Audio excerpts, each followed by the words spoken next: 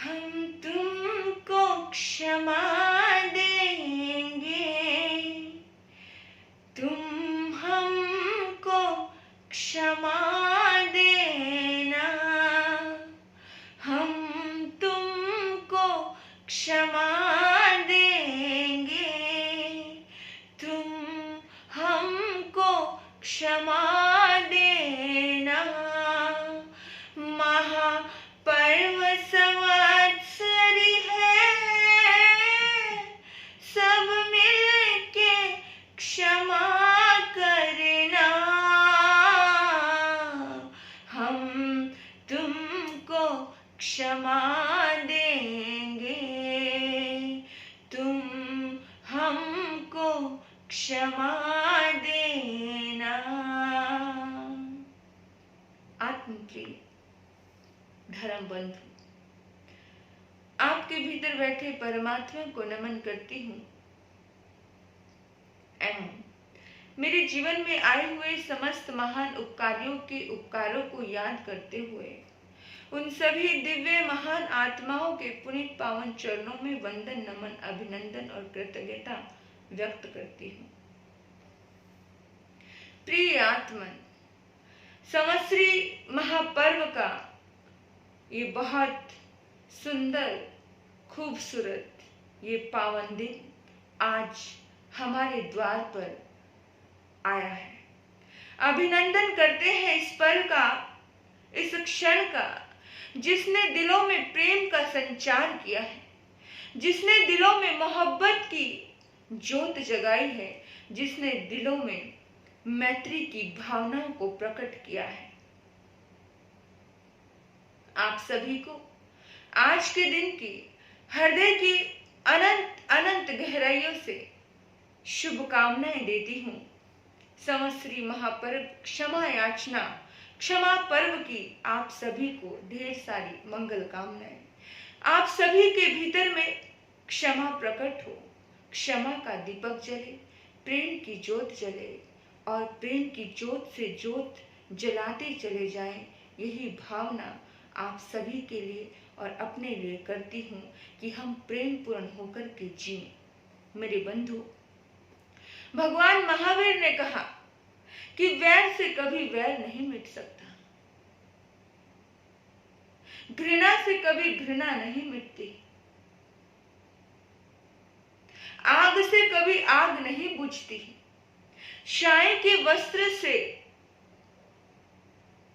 वस्त्र को अगर आप साफ करना चाहते हो, दाग लगे हुए वस्त्र को अगर साफ करना चाहते हो, खून के वस्त्र को यदि आप साफ करना चाहते हो, तो उसके लिए खून की आवश्यकता नहीं है। शाही के वस्त्र को अगर साफ करना है तो शाही का वस्त्र शाही से साफ नहीं होता है। अगर साफ करना है तो पानी की जरूरत लगती है। इसी तरह से आत्मा पर बहुत सारे दाग और धब्बे पड़े हैं। हमें हमारे दिल में, हमारे मन में बहुत सारी गांठें हैं, बहुत सारी कलुषता है, बहुत सारे मैल जमे पड़े हैं इस आत्मा पर। ये मैली आत्मा, इस मैली आत्मा को, मैल को, गंदगी को कभी गंदगी से नहीं धोया जा सकता। उसके लिए तो स्वच्छ पानी की जरूरत होती है। यानी कि ये मैली चादर, इस मैली चादर को हमें क्षमा के पानी से धोना है। इस मैली चादर को हमें प्रेम और मोहब्बत से धोना है। मेरे बंधु, परमात्मा कहते हैं क्षमा वीरस्य भूषणम, क्षमा वीरों का आभूषण है। क्षमा कोई साधारण व्यक्ति कर नहीं सकता। क्षमा करना बहुत वीरता का काम है। और क्षमा कौन कर पाता है? आज के दिन हमें अपनी आत्मा का निरीक्षण करना है कि कहीं हमारा किसी ने अपमान किया, हमें किसी ने नीचा दिखाया, हमारा किसी ने तिरस्कार किया और हमें आज अवसर है उसे क्षमा करने का, लेकिन हमारा अहंकार आड़े आ रहा है, हमारा ईगो आड़े आ रहा है और हम उसे माफ नहीं कर पा रहे हैं। जरा ज्ञात अवस्था में, अज्ञात अवस्था में कैसी कैसी गलतियां हमसे हो जाती है, यहाँ अपनी आत्मा का निरीक्षण करना है, यहाँ अपने से हुई हुई गलतियों का निरीक्षण करना है और दूसरों की भूलों को माफ करना है।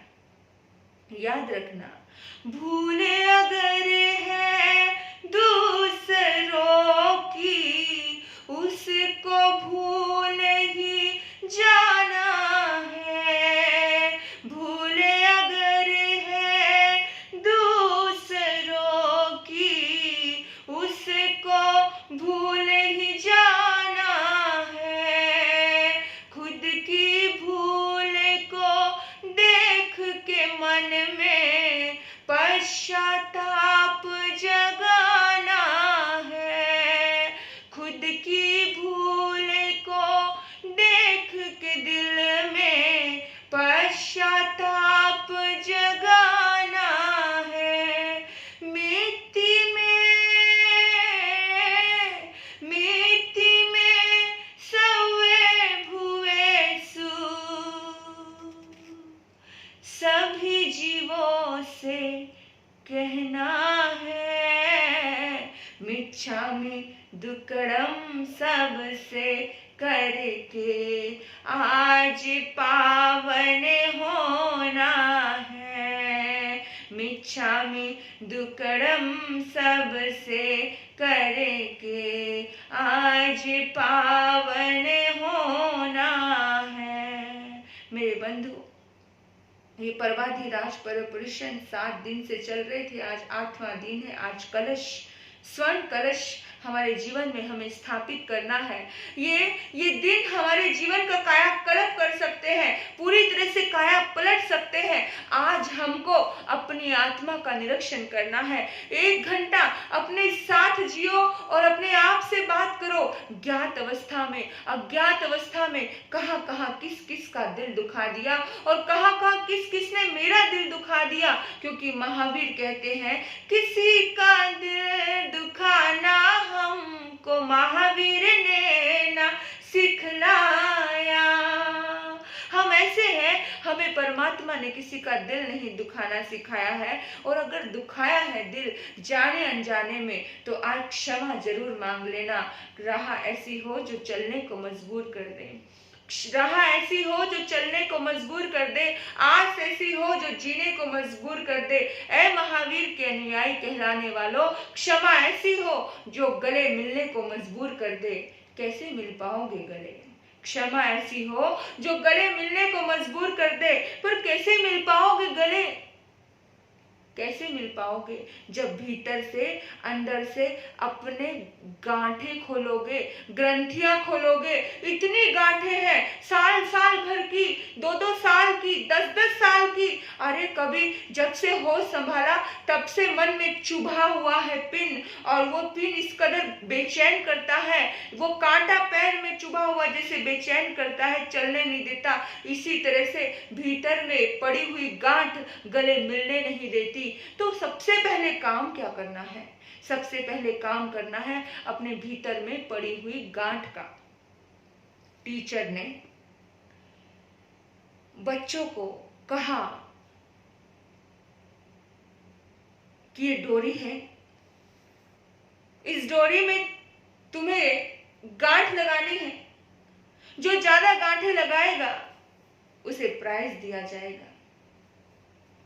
और सभी बच्चे, अभी आगे की बात टीचर कह ही रहा था और बच्चों ने फटाफट गांठ लगानी शुरू कर दी। समय दिया था 30 सेकंड का। 30 सेकंड में उसने इतनी सारी गांठें लगा दी बच्चों ने। किसी ने 30 गांठें लगा दी, किसी ने 50 गांठें लगा दी, और बड़ा अच्छे से कस कस के गांठ, डोरी पूरी गांठों से भर गई। टीचर कहते हैं कि जो मैं कह रहा था उसको तुमने पूरा नहीं सुना, उसको तुमने 50% ही सुना। ये तुम्हारे हाथ में जो रुमाल है, ये रुमाल रूपी जो डोरी है, इस रुमाल को मैंने तुम्हें गांठ लगाने के लिए कहा, लेकिन इस रुमाल को जो सबसे पहले खोलेगा, जो सबसे पहले इसकी गांठ को खोलेगा, वो जीतेगा। अब गांठ इतनी पक्की लगा दी थी, एक गांठ नहीं थी, दो गांठ नहीं थी, इतनी सारी गांठें लग गई थी। गांठ जिन लोगों ने 30-30 गांठें लगा दी थी, वो 1 मिनट का समय में 4, 5, 8, 10 गांठें ही खोल पाए, क्योंकि बहुत टाइट थी। और जितनी टाइट गांठ उतनी मुश्किल खोलनी। आपको पता है ना, कभी नाले में गांठ लग जाती है, डोरी में गांठ लग जाती है, किसी कपड़े में गांठ लग जाती है जोर से, तो उसको खोलना कितना मुश्किल होता है। तो इसी तरह से उसको सभी बच्चों ने ये प्रोसीजर किया, और जो फर्स्ट आया उसे गिफ्ट भी दिया होगा, सब कहा होगा, लेकिन टीचर ने उन्हें एक मैसेज दिया। उन्होंने कहा कि जीवन में कहीं भी कभी भी किसी से गलत हुआ है, किसी ने आपका गलत किया है, तो गांठ लगाना बहुत आसान है कि उसने मेरा बुरा किया, उसने मुझे गलत किया, उसने मेरा अपमान किया। गांठ लगाना बड़ा आसान है, लेकिन गांठ को खोलना बहुत भारी पड़ेगा, बहुत भारी। जन्मों जन्मों तक ये गांठ खुलेगी नहीं, और उस गांठ का दर्द आपको बहुत पीड़ा देगा, किसी दूसरे को नहीं, आपको पीड़ा देगा। और देखो, आपको पता है मोबाइल में आप देखते होंगे कि मोबाइल में कुछ चीज डाउनलोड करनी है तो नेट खर्च होता है, बहुत थोड़ा टाइम लगता है, लेकिन अगर डिलीट करना हो तो टाइम लगता है नहीं। तो जो वेस्ट होता है हम बहुत इजीली डिलीट कर देते हैं, और कहते हैं ना कि स्टोरेज फुल हो गया है, वेस्ट चीजें निकाल दो, अच्छी चीजें सेव करो, अच्छी चीजें सेव करो, बुरे को भूलना सीखो और वेस्ट को निकालना सीखो, डिलीट करना सीखो। जितनी जल्दी आप डिलीट कर दोगे अपने मन से, उतना आसान है। डिलीट करना आसान है, डाउनलोड करना मुश्किल। रिश्ते बनाना बहुत मुश्किल, रिश्तों को खत्म करना बहुत आसान है। तो आप देखो कि आपको क्या करना है। आपको अपने रिश्तों में रस भरना है तो गांठ को छोड़ना पड़ेगा। आपने गन्ना देखा है, गन्ने में रस होता है, लेकिन जहां पर गांठ होती है वहां पर रस नहीं होता। याद रखना, जिसके दिल में गांठ होती है वो अपनी जिंदगी को बहुत बहुत तकलीफों से जीता है, उसकी जिंदगी में बहुत परेशानियों का उसे सामना करना पड़ता है। मेरे बंधुओं, 2 ऑप्शन है हमारे पास, या तो भिखारी हो जाओ या सम्राट हो जाओ। आप सोचो कि आपको क्या होना है। आप कहोगे कि हमको तो सम्राट होना है, क्योंकि भिखारी होने का मतलब आपकी नजरों में क्या है? भिखारी होने का मतलब आपकी नजरों में है कि कोई गरीब, कोई दरिद्र, कोई भिखमंगा जो पैसे मांग रहा है ना। और सम्राट होने का मतलब कोई आलीशान महल में जी रहा है, बहुत अच्छा जीवन जी रहा है, बहुत खुशी का जीवन जी रहा है ना। विचार करना कि आपको वही लग रहा है कि मैंने अमीर होने का मतलब बहुत अच्छा जीवन जी रहा है, लेकिन भगवान यहाँ कहते हैं कि सम्राट कौन है और भिखारी कौन है। भिखारी वो है जिसके भीतर में बहुत गांठें बंधी हुई है। भिखारी वो है जो प्रतिपल केवल सम्मान मांगना जान रहा है, प्यार मांगना जानता है, सिर्फ दे दो दे दो। और सम्राट वो है जिसके मन में कोई गांठ नहीं, वो बंधन मुक्त है, वो केवल देना जानता है, वो केवल लुटाना जानता है, वो केवल खुशियां ही खुशियां बांटता है। मे बी पॉसिबल कि आपको जीवन में बहुत दर्द देने वाले मिले होंगे, आपको बहुत तकलीफें दी होंगी। आपको हो सकता है आपकी जिंदगी में हजारों ऐसे लोग आए होंगे जो हमेशा आपके जीवन में रोड़ा बनकर के अटके होंगे, और कितनी बार तो अपने ही लोग आपको कभी कभी डिस्टर्ब कर गए होंगे। कभी माँ ने किया होगा, कभी पिता ने किया होगा, कभी दोस्तों ने किया होगा, कभी आसपास के लोगों ने किया होगा। हम कभी कभी अपनों से भी गांठ बांध लेते हैं। पिता चाहता है कि बेटी सीए बने, बेटा सीए बने, और बेटी और बेटे का मन नहीं है और वो चाहते हैं कि इंजीनियर बने। जबरदस्ती थोपा सीए बन, सीए बन, सीए बन, और वो सीए बन भी जाती है, पर उसे एक ही बात का दुख कि मेरे ऊपर प्रेशर और इतना प्रेशर कर करके मेरे जीवन में माता पिता ने हमेशा मुझे टेंशन दी, हमेशा मुझे तनाव दिया, हमेशा मुझे दुख दिया। इंसान ये सोचता है, लेकिन कभी कभी जो दुख लगता है आपको वो आपके फायदे के लिए होता है, पर हम अज्ञान अवस्था में होते हैं, हमें पता नहीं होता कि उसके पीछे कितना बड़ा फायदा छुपा होता है। याद रखना मेरे बंधुओं, व्यक्ति जो आपको कष्ट दे रहा है, जिसको लग रहा है कि आपको लग रहा है कि वो आपको कष्ट दे रहा है, लेकिन कितनी बार आपको समझना चाहिए कि वो कष्ट नहीं, वो बहुत कभी कभी वो चीजें पूरी तरह से बदल जाती है और हम अपने उसी धारणा को लेकर के बैठे, उसने मुझे दर्द दिया था, वो धारणा को बदले। आप शिक्षा ले नदी से, नदी में बहता हुआ पानी। अभी आप नदी में खड़े हो, आप जिस नदी में खड़े हो ना, आप जिस पल में अभी खड़े हो, उस पल में दूसरे ही पल वो पानी नहीं रहता है, दूसरे ही पल वो पानी बह जाता है, नया पानी आ जाता है। इसी तरह से इंसान के मन का भाव है, इंसान प्रतिपल बदलता है, व्यक्ति बदल चुका है। आज कल जैसा था आज वो वैसा नहीं है, परसों जैसा था तरसों वो वैसा नहीं रहेगा। तो हमारा आज मूल बात है कि हमारी मूल सब्जेक्ट है कि हमें अपने दिल के गांठों को खोलना है। हमारे मन में जो गांठें पड़ी हैं, हम कितनी भी चैरिटी करते हो, कितना भी धर्म आराधना करते हो, कितना भी पूजा पाठ करते हो, लेकिन अगर आप गांठ लेकर के जी रहे हो, गांठ मतलब है बोझ, उस बोझ को लेकर के पहाड़ पे कैसे चढ़ पाओगे? पहाड़ यानी शिखर यानी मोक्ष पे जाना है आपको, मुक्त होना है आपको। लेकिन जब आपने इतना सारा बोझ अपने दिल में रखा है, बोझिल मन कभी मुक्त हो सकता है भला? बोझिल मन कभी मुक्त नहीं हो सकता। तो बोझिल मन से अगर आप रह रहे हो, जी रहे हो, तो आपकी मुक्ति होना बहुत ज्यादा मुश्किल है।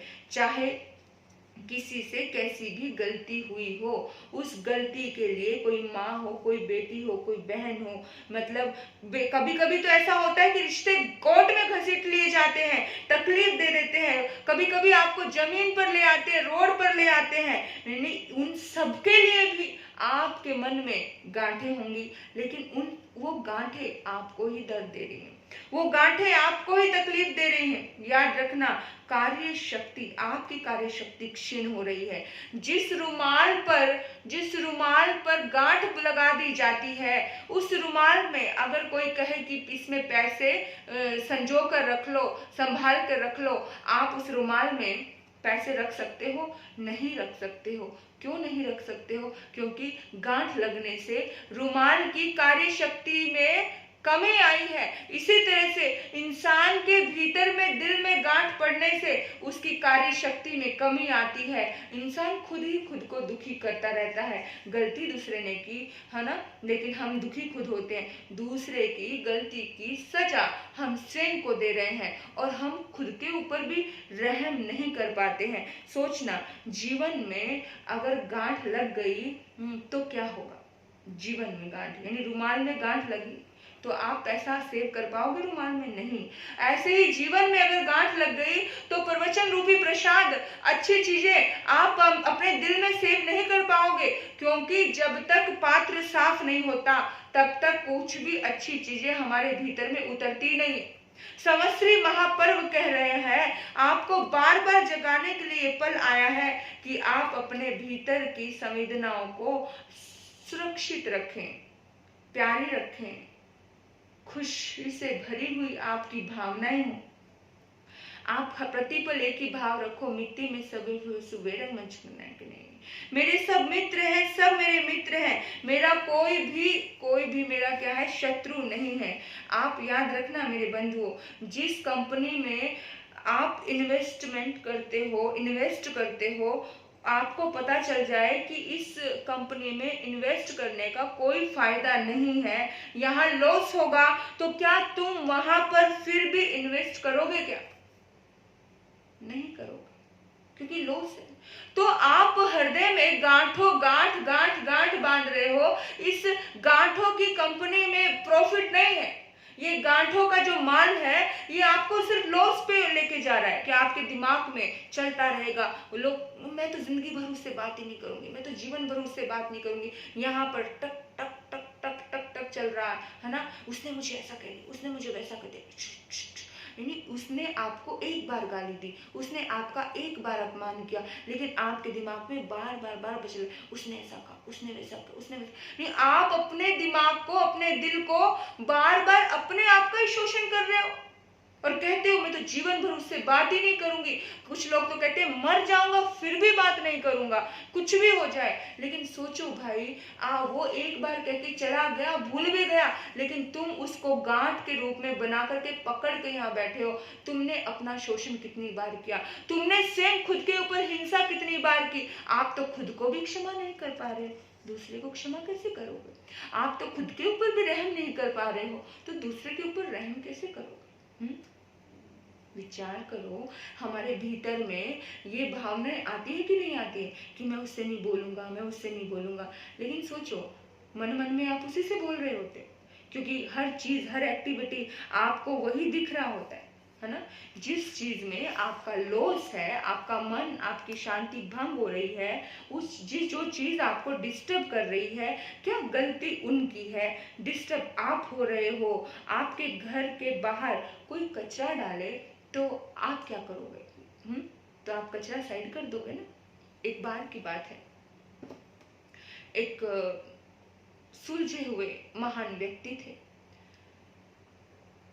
तो आमने सामने कभी कभी घर होता है ना, पड़ोसी भी कभी कभी हमें बहुत बेढंगे और अजीब मिल जाते हैं, जो हमारे मन के अनुकूल नहीं होते हैं, क्योंकि उनकी एक फितरत होती है ना।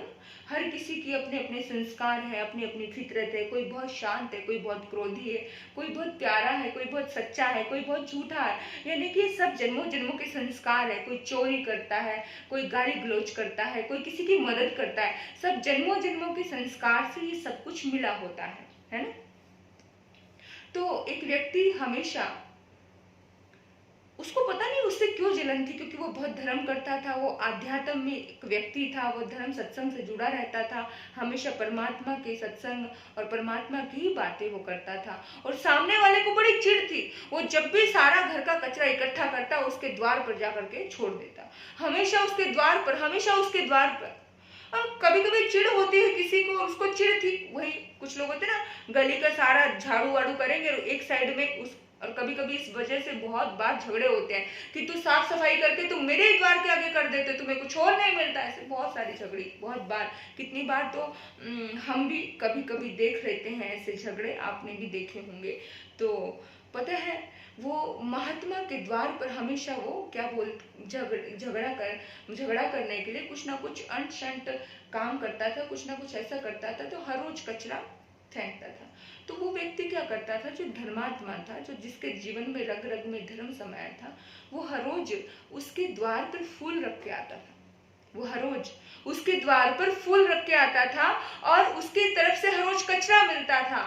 तो हर रोज वो जब भी दरवाजा खोलता उसको एक सुंदर से फूल मिलते और वो खुश हो जाता।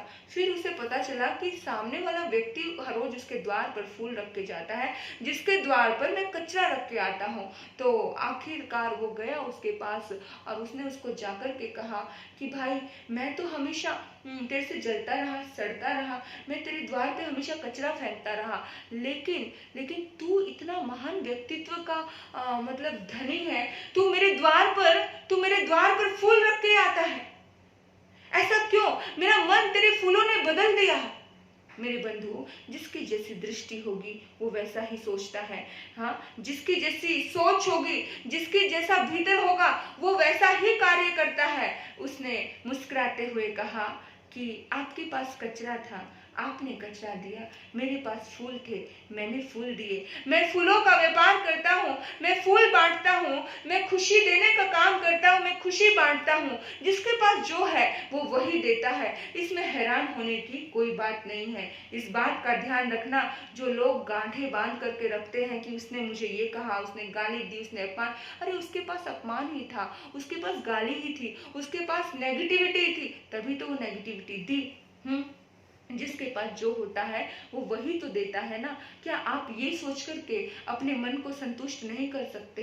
हाँ, कि जिसके पास प्यार ही नहीं है उससे प्यार की क्या उम्मीद करनी। जिसके जीवन में क्षमा नहीं, जिसके जीवन में सहयोग देने की भावना नहीं, जिसके मन में सेवा की भावना नहीं, उससे कैसे आप उम्मीद कर सकते हो कि वो तुम्हारी सेवा करेगा। हम रिश्तों में उम्मीद करते हैं, हम सोचते हैं हमारा बच्चा हमारी सेवा करेगा, लेकिन उसका संस्कार ही नहीं है सेवा का, है ना, उसके पास उस सेवा का गुण ही नहीं है, तो क्यों उम्मीद करनी उससे, उम्मीद करके अपना मन को दुखी करना।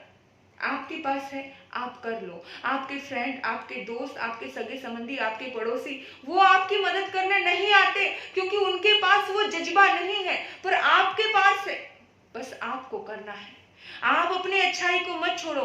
एक बिच्छू काटना नहीं छोड़ता, एक सांप सर्प डंक मारना नहीं छोड़ता है, लेकिन एक इंसान प्रेम करना छोड़ देता है, एक इंसान भक्ति करना छोड़ देता है, एक इंसान जहरीला हो जाता है, अपने स्वभाव को छोड़ देता है। हालांकि इंसान का स्वभाव है प्रेम पूर्ण होना। आखिरकार झूठ बोल बोल के भी कितना झूठ बोलोगे, आखिरकार किसी का बुरा मतलब कितना भी क्रोधी हो व्यक्ति, एक मिनट शांत तो होना पड़ता है, कितना भी रोए एक दिन तो मुस्कुराना पड़ता है, मतलब अपने स्वभाव में आना ही पड़ता है। पानी को कितना भी गर्म करो, पानी को ठंडा होना ही पड़ता है, यानी अपने स्वभाव में आना ही पड़ता है। मेरे बंधुओं, विचार कीजिएगा, समझिएगा कि हमें अपने स्वभाव में रहना है।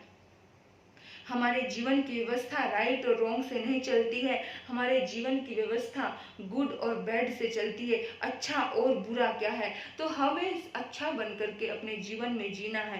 क्रोध करने के कारण कितने भी अच्छे हों, हम कहते हैं ना कि मैंने तो सही बात पे क्रोध किया था, मुझे तो किसी की गलती पे गुस्सा आता है, मैं गलती बर्दाश्त नहीं कर पाता हूँ, क्योंकि गलती उसने की है और गुस्सा तुमने किया, दर्द तुमने मोल लिया, है ना। क्रोध के कारण कितने भी अच्छे क्यों ना हो, लेकिन क्रोध का रिजल्ट कभी अच्छा नहीं होता।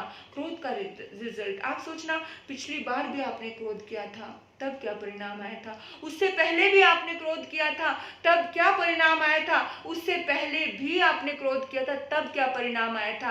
ये परिणाम को सोचिए और परिणाम को सोच करके आपको समझ आएगा कि परिणाम कभी भी क्रोध का, ईर्ष्या का, द्वेष का अच्छा नहीं आता है। मेरे बंधुओं, हमारे जीवन में हमें अच्छे राह पर चलना है। एक आदमी हजारों गालियां दे रहा है, लेकिन सामने बैठा हुआ व्यक्ति कहता है कि ये ले शरबत पी ले, ये ले शरबत पी ले, ये ले शरबत पी ले। तीसरा व्यक्ति कहता है कि अरे भाई, वो गाली पे गाली दे रहा है कि तू चोर है, तू लुच्चा है, तू लफंगा है, तू 420 है, तू ये है, और तू उसको बार बार शरबत दे रहा है, क्यों। वो आदमी भी यही कहता है, बड़ा सुलझा हुआ व्यक्ति था, उसने कहा मेरे पास शरबत था, मैंने शरबत दिया, उसके पास गाली थी, उसने गाली दी, तो मैं अपने मन को उसकी वजह से क्यों डिस्टर्ब करूं, मैं अपने भावों को उसकी वजह से क्यों डिस्टर्ब करूं। मेरे बंधुओं, संपत्ति का दान दो या ना दो कोई बात नहीं, चलेगा, लेकिन क्षमा का दान जरूर देना। क्षमा का दान देना, संपत्ति की कंजूसी, कृपणता माफ हो सकती है, किसी की गलती को स्टोरेज मत करो अपने दिल में, क्योंकि अगर गलती को स्टोरेज कर लिया तो आपका दिल आपको प्रतिपल दुखी करेगा, आपका ही मन आपको दुखी करेगा, वो कोई दूसरा आपको दुखी करने वाला नहीं है। जिन शासन का सूत्र है कि जो व्यक्ति साल भर में संवत्सरी के दिन भी क्षमा याचना नहीं करता है, तो अगर वो गांठ बांधे रखता है, तो परमात्मा कहते हैं ऐसे व्यक्ति को जिन शासन से बाहर कर दिया जाता है। कोई जैन कुल में पैदा होने से कोई जैन नहीं हो जाता है। कितने जैन ऐसे हैं जो जैनिज्म को फॉलो नहीं करते, और कितने अजैन लोग ऐसे हैं जो जैनिज्म को इतना फॉलो करते हैं, जिनके दिलों में कोई कटुता नहीं, कोई वैर नहीं, कुछ नहीं। तो जैन हो, विचार करना कि सचमुच संवत्सरी मना रहे हो तो क्या केवल रिपीटेशन, क्षमा क्षमा क्षमा, लेकिन वही द्वेष, वही वैर, वही क्रोध, वही फिर अगले साल वही शुरू। अब हम बदल ही नहीं पाते हैं क्योंकि हम बदलना नहीं चाहते हैं। जिस दिन हमने स्वयं को बदलना शुरू किया उस दिन 100% हम बदल जाएंगे। उस दिन हमें कोई भी रोक नहीं सकता। आपको मैं बता दूं, गांठ बहुत दुखदाई, शरीर में गांठ हो जाती है तो डॉक्टर कहते हैं निकाल दो। जिस लकड़ी में गांठ होती है उसका कोई फर्नीचर नहीं बनता है। जिस धागे में गांठ होती है, सुई में अगर धागा पिरोना है तो सुई को के धागे को पूरी तरह से क्या करना पड़ता है, आगे से एकदम प्लेन करना पड़ता है। प्लेन होगा, साफ होगा, सीधा होगा, तभी वो उसमें प्रवेश कर पाता है। मेरे बंधुओं, गले में गांठ हो तो खुराक अंदर नहीं जाती। गले में गांठ का मतलब समझते हो ना, बीमारी। गले में गांठ हो तो खुराक अंदर नहीं जाती है। रुमाल में गांठ हो तो पैसे स्टोरेज नहीं होते हैं। गन्ने में गांठ हो तो रस नहीं मिलता है, और मन में गांठ हो तो प्रसन्नता नहीं मिलती। जिसके दिल में गांठ होगी उसके मन में प्रसन्नता खो जाती है। तो अब हमें डिसाइड करना है कि हमें क्या करना है ना। हमें अपने जीवन में क्या करना है। गांठ रखनी है? हाँ, गांठ रखनी है? नहीं ना, हमें गांठ नहीं रखनी है। हमें उन गांठों को खोल करके सबको अपने दिल से दिल मिला करके अपने प्रेम और मोहब्बत से सबको उस बारिश में सबको नहलाना है। पता है, याद करो महावीर को, याद करो जीसस को, याद करो बुद्ध को, और सबसे ज्यादा गहरी बात मैं आप कहूँ, याद करो राम को। कैकेयी ने राम के प्रति गांठ कभी नहीं बांधी, कभी नहीं रखी, बल्कि दुर्योधन कृष्ण के प्रति सदैव गांठ रखता रहा। गांठ वाला ही दुखी हुआ, राम दुखी हुए नहीं। दुर्योधन सदैव दुखी रहा, क्योंकि दुर्योधन ने कृष्ण के जैसे महान व्यक्तित्व के प्रति गांठ बांधी, और राम ने कैकेयी के प्रति कभी गांठ नहीं रखी। और जब वो उनसे मिली, उनकी आंखों के सामने वो उनके प्रति कृतज्ञता व्यक्त करते हैं। लेकिन राम को दिखाई दे रहा है कि सबको दिखाई दे रहा है कि राम को जंगल में भेजने का कारण कौन बनी? कैकेयी बनी। कैकेयी ने जोर जबरदस्ती की, कैकेयी ने वचन मांगा। लेकिन रामायण देखो तो आपको पता चलेगा कि कैकेयी के चरणों में झुक करके राम कहते हैं, प्रणाम करके कहते हैं कि माँ, तुम्हारा बहुत उपकार है माँ, तुम्हारा मेरे जीवन पर सबसे अधिक उपकार है। कैकेयी रोती है, क्योंकि कैकेयी को पता है कि उसने क्या किया, वो जानती। कैकेयी रो रही है। लेकिन मेरे बंधुओं, हर नायक के पीछे खलनायक होता है। राम के पीछे रावण था, कैकेयी थी।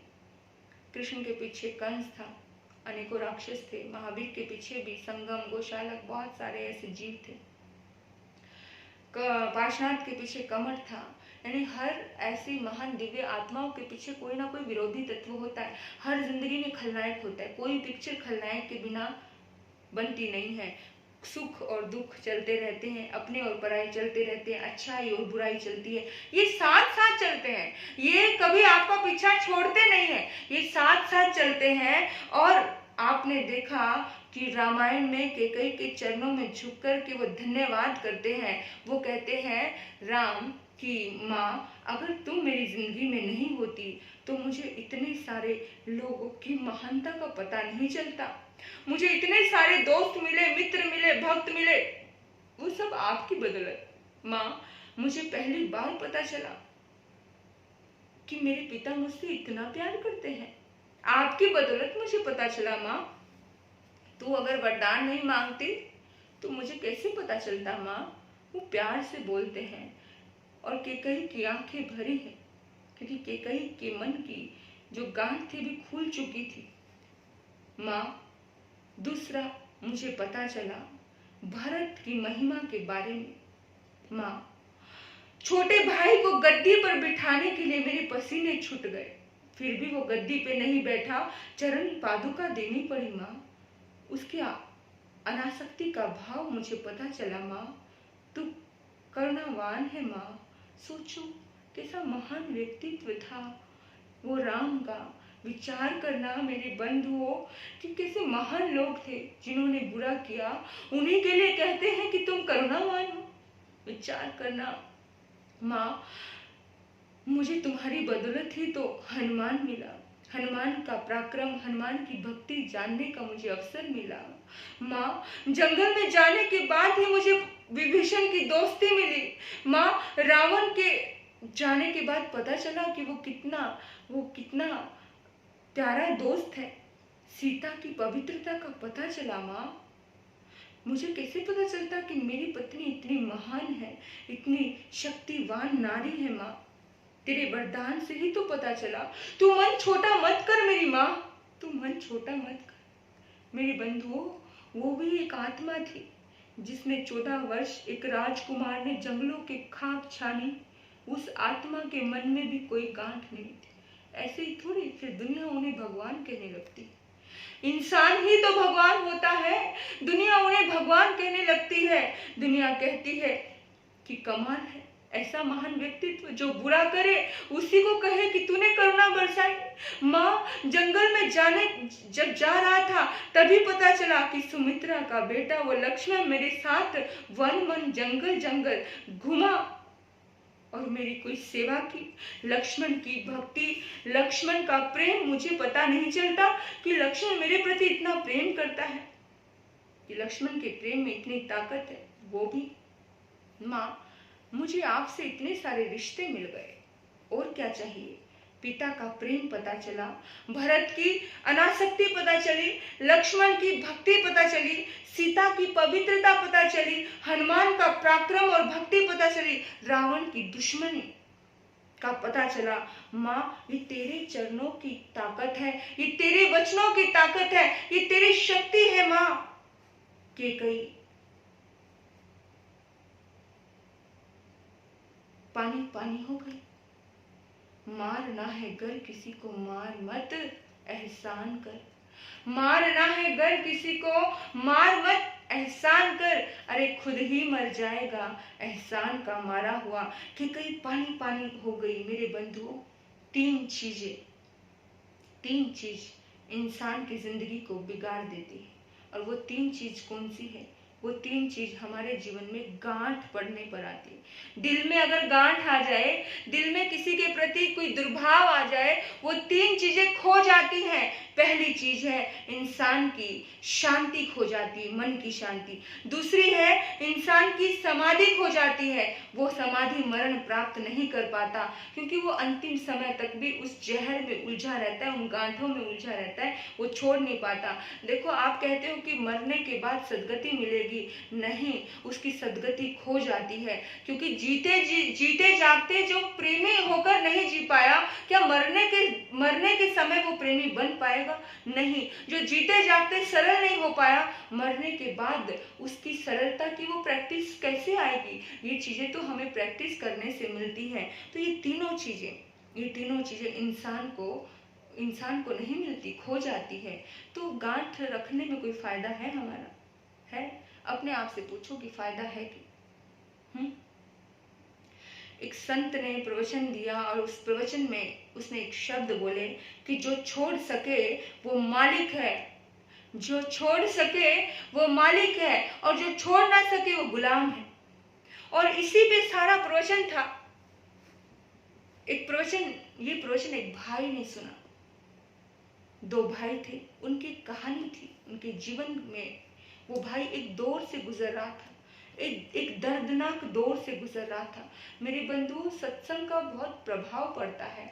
अगर आप सत्संग सुनते हो, अगर अब आप अध्यात्म से जुड़े हैं, तो आपके जीवन की समस्याओं का समाधान आपको सत्संग के माध्यम से हो जाता है। उन्होंने सत्संग चल रहा है, सत्संग वो सुन रहे हैं। सत्संग सुनने के बाद वो जाता है। उसकी कहानी है कि दो भाई थे। बड़ा भाई को पिता कह के गया था अपने अंतिम समय में कि तू छोटे भाई का ध्यान रखना, छोटे भाई से प्रेम रखना, ये छोटे भाई का भी हिस्सा है इस घर में, इसको भी ये हिस्सा देना। पिता तो दुनिया से चला जाता है, थोड़े टाइम तो ठीक रहते हैं, लेकिन शादियां हो जाती हैं, पत्नियों का भेदभाव होता है। अब भाई को भाई बुरा लग रहा है। अब बड़ा भाई छोटे भाई को कहता है कि मेरे घर से निकल। अब दोनों की पत्नियों में तालमेल नहीं है, दोनों अलग खाना बना रही हैं, ऊपर नीचे रहती हैं। वो आया और वो सोचने लगता है कि घर से निकल नहीं सकता हूँ, क्योंकि घर से निकलने का मतलब है कि भाई पूरा घर हड़प लेगा, तो मैं कहाँ जाऊंगा? मैं जमीन पे आ जाऊंगा, सड़क पे आ जाऊंगा, कहाँ दर दर में भटकूंगा। ऐसी स्थिति उसकी हो रही थी। बहुत डिस्टर्ब था, बहुत परेशान था। लेकिन उसके मन में आया कि जो छोड़ देता है वो क्या मालिक, और कोई बात नहीं, आज मालिक बनने का समय है, आज गुलाम बनने का समय नहीं है। संवत्सरी महापर्व का दिन था। पहुंच गया। रात को दरवाजा खटखटाया। भाई और भाभी सो रहे थे। भाई ने कहा, कौन है? नींदों में बड़बड़ाया। उसने कहा, भाई मैं। अरे, रात को नींद खराब कर दी। हमेशा जिंदगी को कोई ना कोई तकलीफ देने के लिए आता है। मेरी तकलीफ से मुझे मुक्ति दिला और चाहे तो कहीं जाकर मर जा। उसने कहा, भाई एक बार दरवाजा खोलना। भाई बड़े गुस्से में नींद में उठा दी, क्रोधित थे। क्या हो गया? क्या रह गया अब तेरा? जब देखो परेशान करने पे तुला रहता है। और वो भाई गले लगा करके, अब छोटा भाई बड़े भाई को गले लगा के कहता है, भाई मुझे नहीं चाहिए ये घर सब तेरा है भाई। बस मुझे तेरा प्यार चाहिए, मुझे तेरे दिल में स्थान चाहिए भाई। मुझे अपना ले भाई। जैसे हम बचपन में खेलते थे, जैसे हम प्यार करते थे, जैसे हम रहते थे, बस वैसा ही प्यार देना भाई मुझे इधर। वो कहते हैं, महाराज इधर मेरी पत्नी अपनी जेठानी से गले मिलकर के रो रही है और इधर मैं अपने भाई से गले मिलकर रो रहा हूँ और मेरे मन से सब पिघल गया, सब मेल्ट हो गया, सब गुस्सा, सब नाराजगी खत्म हो गई। कोई बात नहीं, घर रखना है ना रख ले, पर रिश्ता मत बिगाड़ भाई, रिश्ता नहीं बिगाड़। सोचना मेरे बंधुओं कि हम छोटी छोटी चीजों के लिए, घर के लिए अपने परिवार पर केस कर देते हैं,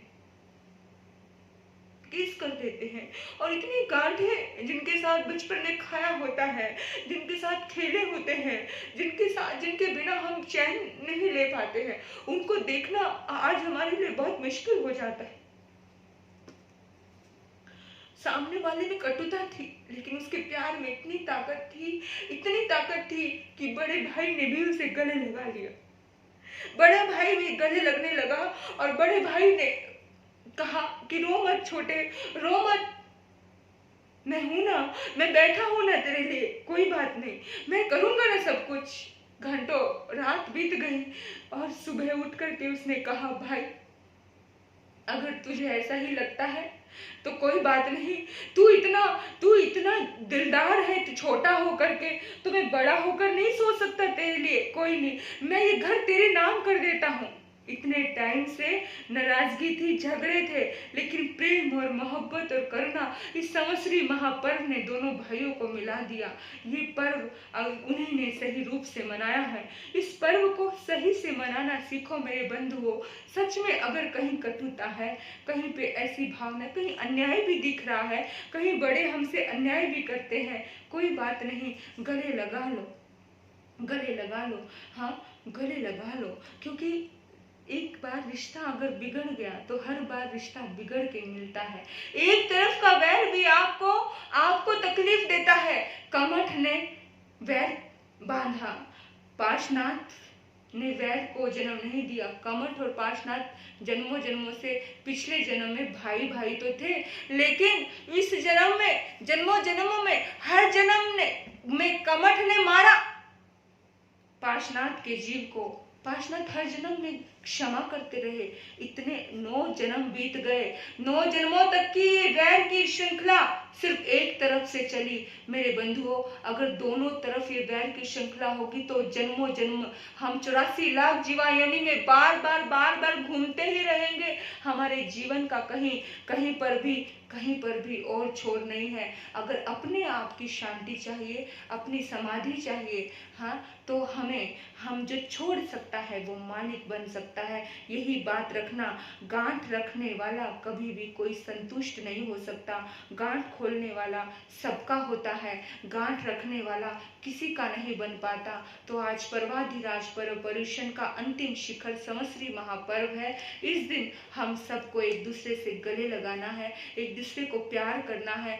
और इसी दिन नहीं, हर दिन हर पल, जब भी आपको लगे कि आप बेहोशी में गए, आपका किसी ने दिल दुखाया, आपने किसी का दिल दुखाया, उसी पल सॉरी बोल करके बात खत्म कर लें, गले लगा ले, बोल ले। बोलने से समस्याओं का समाधान होता है। मुंह फुलाकर बैठने से समस्याएं बढ़ जाती है। लड़ लो, झगड़ लो, पर बोलना मत छोड़ो, गले लगा लो। तो चलें हम सभी मिलकर के हम बोलेंगे, भाव से बोलेंगे, हम तुमको क्षमा देंगे, तुम हमको क्षमा देना।